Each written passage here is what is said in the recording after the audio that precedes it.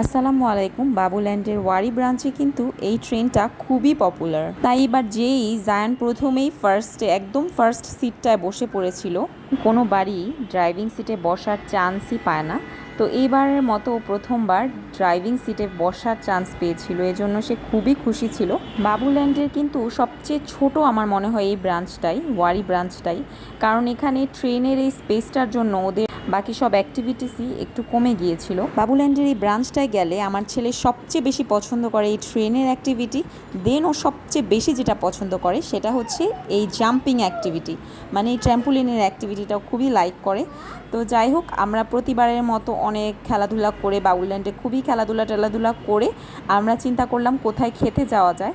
তো পরে আমি ডিসাইড করলাম যে আমার সবচেয়ে ফেভারেট অ্যান্ড সবচেয়ে ওল্ড যে জায়গাটা আমি সবসময়ই যাই, প্রতিবারই যেতাম এবং বিগত অনেক বছর ধরেই যাওয়া হচ্ছিল না, সেই জায়গাটাতেই যাওয়া যাক।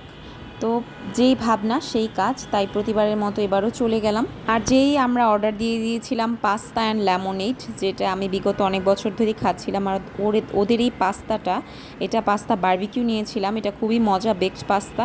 তো আমার ছেলে হচ্ছে লেমনেডটা খুবই লাইক করছিল, আর সাথে পাস্তা, কিছু মিলিয়ে কিন্তু জমে গিয়েছিল আমাদের দিনটা। আর আমি পাস্তাটা দেখাচ্ছি, এত পরিমাণ চিজি ছিল যে আমরা খেয়ে সেদিন খুবই মজা পেয়েছিলাম। তো আজকে এই পর্যন্তই, সবাই ভালো থাকবেন, আল্লাহ হাফেজ।